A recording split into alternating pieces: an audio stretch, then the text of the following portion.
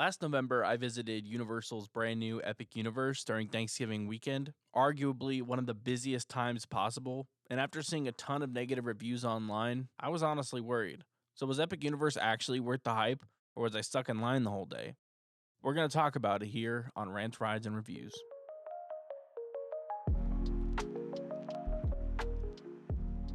A lot of the bad reviews for Epic Universe are complaints that either the lines are too long, the rides break down, or there's not enough indoor attractions for when it rains.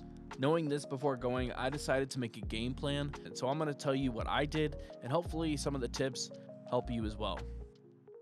I dished out the extra money to get the express passes, and I have to tell you, best purchase ever. Okay, the park was busy. It was Black Friday, but the longest we waited was for Mario Kart because it broke down. But we maybe waited 30 minutes. But every other ride we walked on. We got to do Battle at the Ministry twice, Dark Universe, Monsters Unchained we did 3 times. We did Stardust Racers twice, one daytime, one night ride. And it was awesome. The only ride we didn't ride was Dragon Racers Rally, but that was by choice because it's a flat ride. I have no desire to do it, and Express Pass didn't cover it, so I was like, I'm good. But other than that, we did everything. Another thing that we did that maybe you can utilize is get to the park early. We got there, I think it opened at 10. We got there at between 8 and 8:30.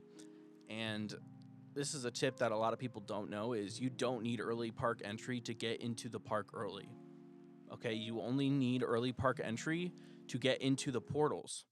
Well, if I can't get into the portals, why should I go to the park early? Because while early park entry is at Nintendo World in Isla Burke, I believe that's what the early park entry lands are, you can make your way to Battle at the Ministry and wait outside that portal and be one of the first people to ride that ride. So you're not waiting the first 2 hours of your day at Battle of Ministry. You're waiting 10 minutes.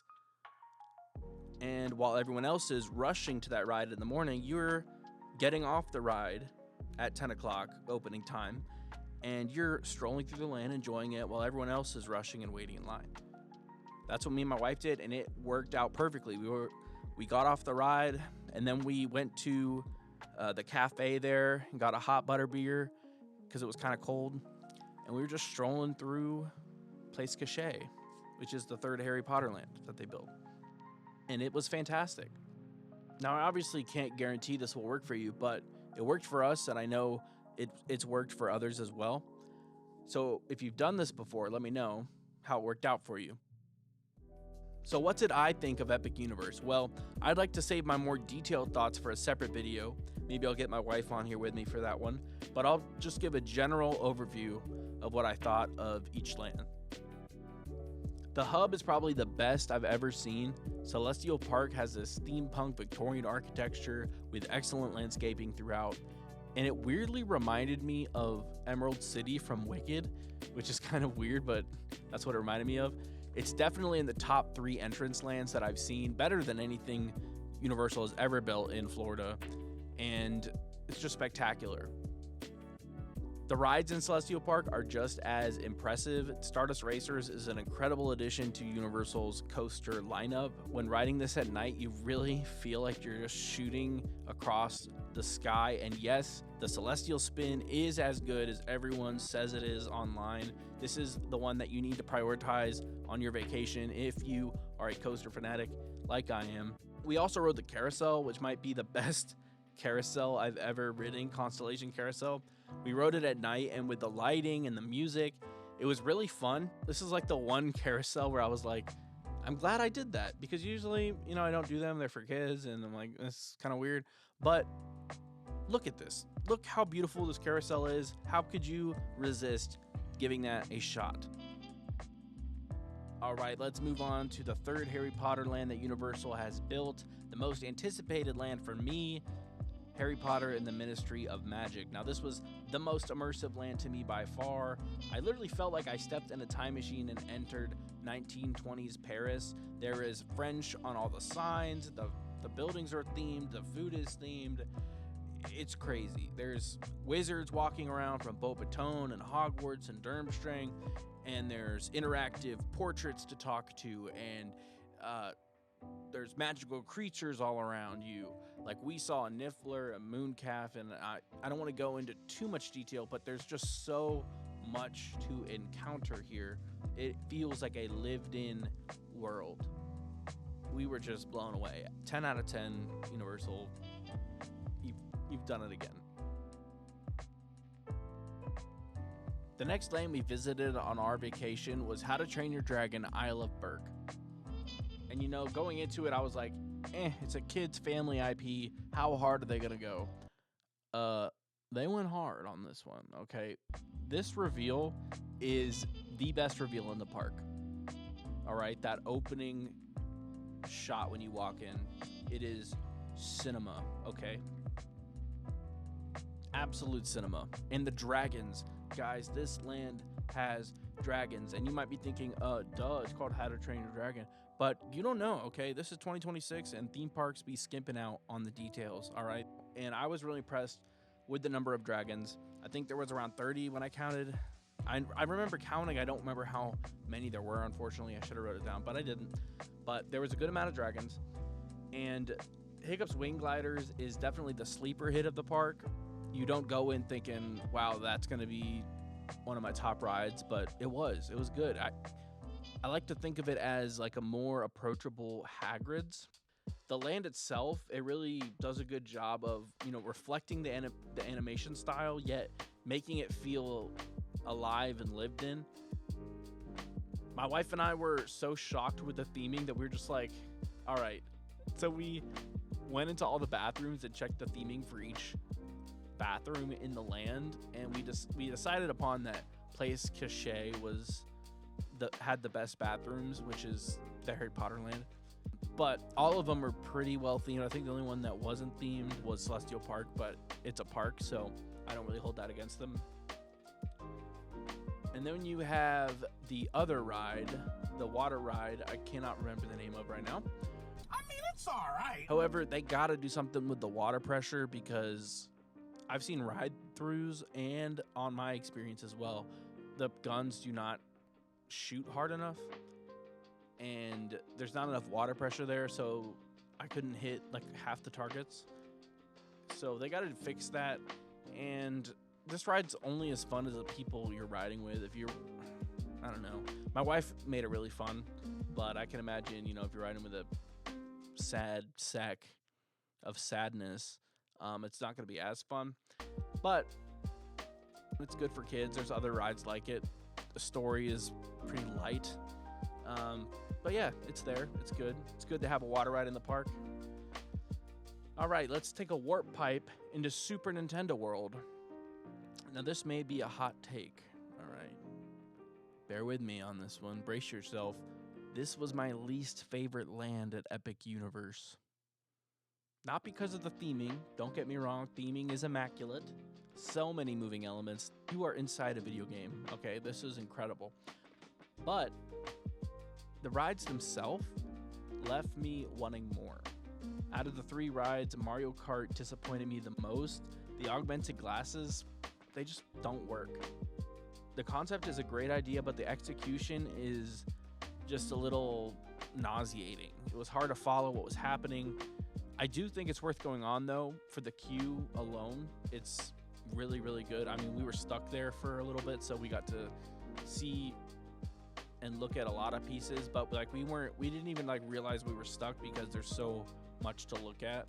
And I'm a pretty big Mario fan. I'm not like a diehard Mario fan, but I've played a lot of the games and I enjoy that world, so I really appreciated the details that they put in this ride. I'm trying to think of a ride to compare Minecart Madness with. Now, this isn't a perfect example, but think of Flight of the Hippogriff if it had better theming, and a chiropractor who never got his degree operating on your back blindfolded. Maybe I'm just getting old, but man, there's this airtime hill in the ride, and we went on it, and as we were going down, my back slammed against the seat, and it stung, and it hurt really bad, and I've never had any problems riding a ride ever like that. And I just felt like a really old man after.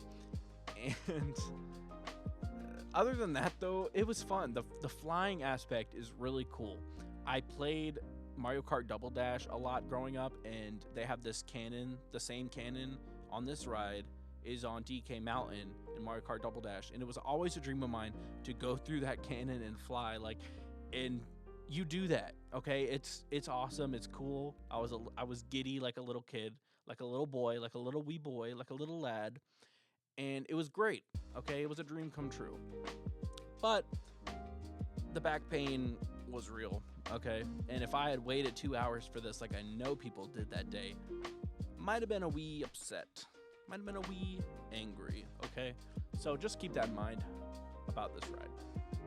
As someone who loves the People Mover at Magic Kingdom and the Seuss Trolley at Islands, I thought Yoshi's Adventure was really relaxing and we had a good time on it. I know it's not really targeted towards me, so I wasn't like expecting this jaw-dropping experience, but it was fun. It was cute. We found this little star guy. He was my favorite part of the ride. His name's Fred. And yeah. Overall, this land is definitely worth seeing, but I think because I did the Harry Potter land and Isle of Berk first, it made my expectations for Nintendo Land so high, it didn't meet them. Before I talk about the last land at Epic Universe, I want to thank you for watching this video so far. My name is JP, and I started this YouTube channel out of my love for theme parks. Ever since I was a kid, I've enjoyed the thrills, the storytelling, and the immersion that they provide. If you're enjoying the video, a like goes a long way. If you're someone that also loves theme parks, consider subscribing as well. I try to come out with a new video every week, and subscribing and liking tells the almighty algorithm to show this to more people. But even if you're just here for the one watch, that's okay too. I'm glad you're here. The final land at Epic is Dark Universe. We waited to go to this land specifically because I've heard that you gotta see it at night, and you gotta see it at night, okay? This land and the ride itself too, just wow. Okay, Steven Spielberg helped design this ride, and he said he wanted it to rival Haunted Mansion at Magic Kingdom. And in my opinion, it absolutely does. This is what happens when you take all of the jokes and lightheartedness out of Haunted Mansion. For some people, you know, they're not gonna like that. For me, I loved it. I've never been on a ride before where I'm like freaked out. And I'm not saying I was scared, okay, because I don't get scared. I'm a grown man. I'm tough. I'm a big strong boy, you know, but I may have been a little concerned, you know, for my wife's safety and everything. Anyway, this ride is spooky, okay? I would not recommend taking anyone under the age of 9 on this ride unless you like giving your child nightmares, and you know, in that case, go for it, I guess. But this ride is great. It's thrilling. It has jump scares, nice special effects. I don't want to give too much away, but it has a great use of screens and practical sets and a ton of animatronics. I'm glad the classic monsters are getting some love, and I think Universal did a great job of kind of refreshing the monsters and bringing them into this next generation. And then we have Curse of the Werewolf, which it's not great, but I would say it's like Yoshi's Adventure, where it's only bad if you have to wait a long time for it. But for me and my wife, we just hopped on and we had a good time with it. I do like the gypsy carts. I know that's probably not the PC thing to say, but whatever. You know, they have like a marquee with like the wolf. It looks nice. The foresty theme, I like it. I dig it. I won't harp too much on the nets because I know everyone talks about it online, but you know, there's nets. It kind of feels like they ran out of money a little bit. Some things had to get cut, but it was enjoyable for what it was, and we had a good time with it. Lastly, there are 2 shows at Epic Universe, Le Cirque Arcanu, I think that's how you say it, and The Untrainable Dragon. I love the fact that they had shows to give people a break from the heat and to rest in the AC, but these shows aren't just rest stops, okay? They go all out. I personally like the Harry Potter show a little bit more, but I know some people prefer Untrainable Dragon, but both are extremely well done. Okay, the Untrainable Dragon is geared a little bit more towards kids, I would say. The Cirque Arcanu has great special effects. I'm a sucker for the wand wielding and magical creatures and stuff, but Untrainable Dragon has some great moments as well. It just depends on what your interests are. But I would say both of these are can't miss things as well. After walking around a lot, these provided nice breaks in our day. Epic Universe is truly something special, and I'm so thankful I got to experience it the first year that it opened. Epic Universe reminded me why I fell in love with theme parks in the first place. The music, the worlds, the atmosphere, the excitement of discovering something new, it genuinely felt special. Was it perfect? No. But was it as great as I thought it would be? Honestly, it was better.